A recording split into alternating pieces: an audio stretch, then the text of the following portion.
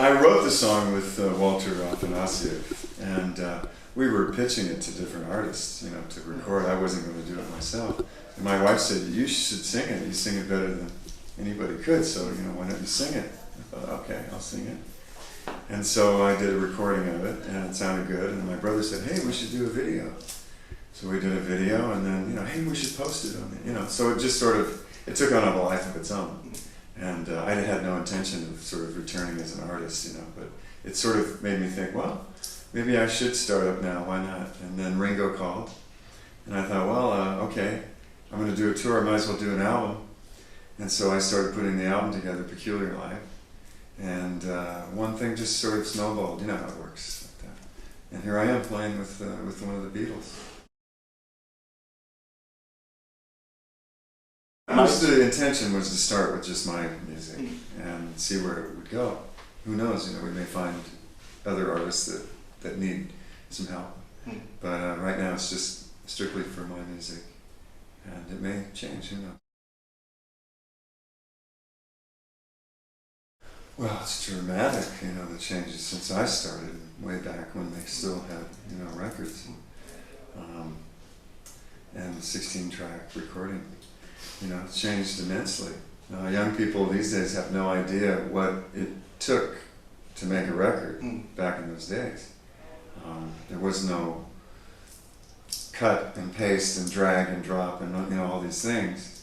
You know, you had to really, really have your talent together to go in there and be able to sing and, you know, not fix it with auto-tune and all these things. So it's changed quite a bit.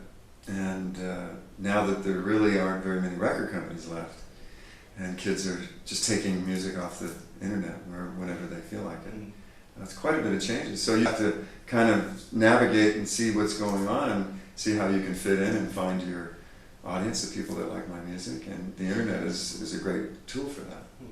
And you don't have to have the record company take 85% of your royalties. So that's a good thing. You don't have to sell 3 million records to make a living.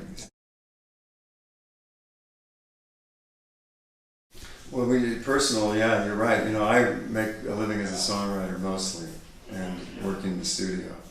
And so when I write songs, sometimes I think of an artist or some producer will call me and say, "Hey, you know, this artist is looking for a song," so I'll write a song. And sometimes I'll finish a song and I say, who could do this?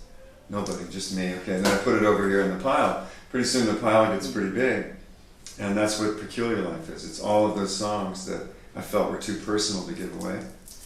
So I just went over to my friend's house in his studio, Richard Gibbs, and called my friends up, Vinnie Colaiuta and James Harrah and all the guys, and just put this record together in about a month time. Yeah, a long time ago, with Steve George and I wrote that song, and I made a demo of it, but I never really liked the demo. I thought the demo sounded sort of dated, but I always liked the song. So we came up with a new arrangement and put some horns on it, and yeah, it sounds cool. Steve George lives in Sedona, Arizona, and he's lived there a long time, and he's raised his children there. He does some charity concerts and does some work. You know, he does some playing, session playing, and stuff like that. My mother has immense talent, but she wants to work with children. She's getting her degree in child psychology. She just feels like that's her calling. So I'm fine with it. My friend Richard Marx was in the band about 2-3 years ago, and Ringo said, "Hey, who should I get for bass?" And he said, "Oh, you should call Richard." So he called me, and it's working out perfectly. You know, I mean, I'm a huge fan, and who isn't, right? Who isn't a Beatles fan? But working with him is great because he's a lot of fun. He's extremely humorous. He's really witty and funny. So it's fun to be around him. And all the guys get along really well. And they all have had big hits. So every song in the set, everyone knows, you know, it's just been a huge #1 hit around the world. So it's cool, you know, to play the other guy's songs, play Edgar Winter's songs. I used to play Frankenstein in a club band, you know, when I was 17. So now I'm playing with them, you know? So it's cool. You know, it's a fun gig. I couldn't pass it up. David and I met when he was partners with Jay Graydon back in the late 70s. And I don't remember exactly how we met, but we were connected with Jay, and Jay was connected to David, so and David started calling me and Steve to come and sing on the albums that he was producing.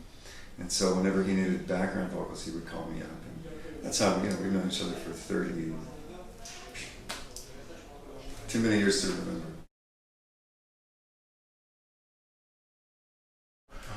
Oh God, some I can't even talk about this. With all the craziness of those days, you know. One time I got a call, and I wrote about this in my blog recently after Elizabeth Taylor died. You know, I got a call from Burt Bacharach to come and sing, and I didn't know at the time that it was that's what friends are for. And I arrived at the studio and I saw, you know, Stevie and Dion and Gladys Knight, and there's Elizabeth Taylor sitting there. So, and then Neil Simon, the great playwright, and a few other people. So it was sort of like a shock walking in. Got introduced to all these people. I don't know if it's a great story, but it's true. Acoustic, I did that back in March. I did it at a little studio a friend of mine owns in Santa Monica. Invited some friends and family, and we shot it nicely, you know, with HD, and very good production, good sound and everything. And I just played songs on guitar, a couple of songs on piano. I did one of the old Pages songs, Midnight Angel, and Even the Pain from Shelter Me. And I even did my version of I'll Remember, Madonna's big hit that I co-wrote with her. And so it's just a fun thing, you know. My theory is, if a song is really good, it'll sound good no matter what. You know, if you sing it a cappella, if you sing it with a guitar, you sing it with a full orchestra, it should work. So I'm testing that theory on this album, and, you know, hopefully people like it.